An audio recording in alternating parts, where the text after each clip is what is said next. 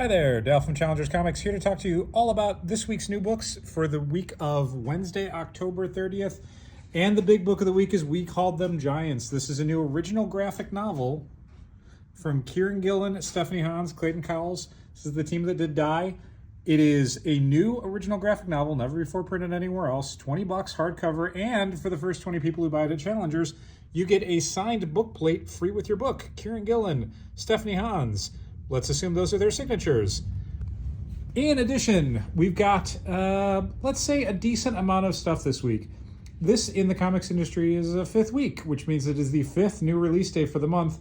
And for an industry built on releasing product basically every 4 release days, the fifth one kind of makes things a little weird. Certain publishers release only special issues. Certain publishers just release less product. So it is not a gigantic week of stuff unlike some other weeks in October, which is good. It's time to catch up. Or you can spend all the money you're not spending on single issue comics on a gigantic DC versus Marvel omnibus. This is probably going to be incredibly limited. The idea of DC and Marvel going back to press and creating an omnibus of some of their greatest team-ups from the 80s and 90s, no one ever thought that was going to happen again. DC and Marvel basically don't work together like they used to in the 80s and 90s. So getting this back in print, the last time they did a reprint for JLA versus Avengers, for example, was basically because somebody died, and it was more or less their dying wish. DC doing a reprint of this stuff, again, classic 80s, 90s Marvel DC team-ups. We have a couple for the shelf. I don't know if they're going to be something that we can get back in. So if you did not pre-order this and you want a copy of this book, which I don't know why you wouldn't want a copy of this book if you like DC or Marvel, please come in quickly and get it, because again, I don't know how many are sitting in a warehouse for us to reorder. So we called them Giants, DC versus Marvel Omnibus. We got some lunch boxes, some perfect just-in-time October 30th Halloween collector bag clips for Marvel characters. We got some DC Pez. We got a big Wolverine metal sign. We got a billion pop vinyls because it's a week in the year.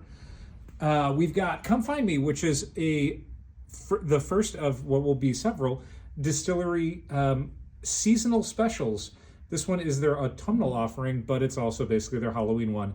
They'll be doing a winter one, which is basically their Christmas one, and that'll be coming out in a few months. Just in time probably for Christmas. What else?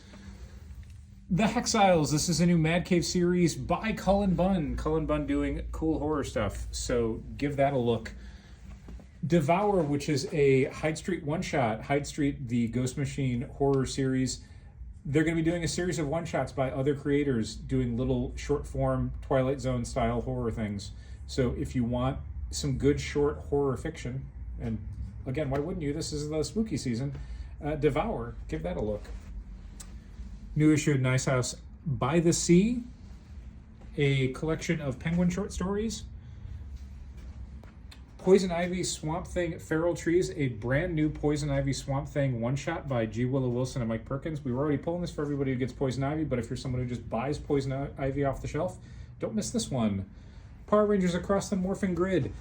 My understanding of this, as someone who is not what you would call versed in Power Rangers, is that several of the actors who participated in the Power Rangers franchise are doing short stories in this. I can see David Yost and Walter Jones right there. That is, I believe, the blue and black Mighty Morphin Power Rangers doing short stories alongside a ton of other people.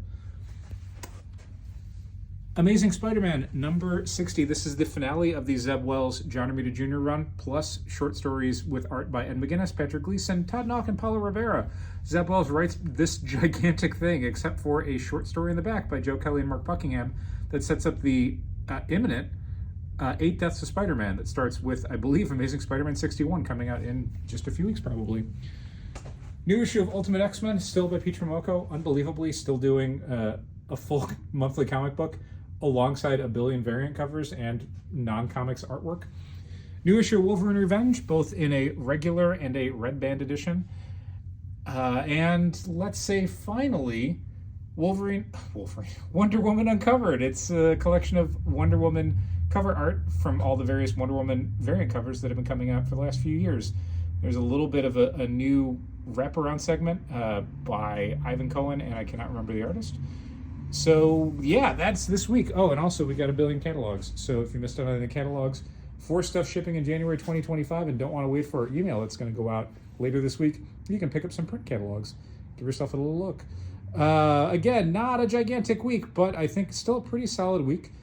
You can absolutely make it gigantic by not only trying out all the cool new comics that we mentioned, but also picking up a $150 DC versus Marvel Omnibus and a $20 original Kieran Gill and Stephanie Hans graphic novel.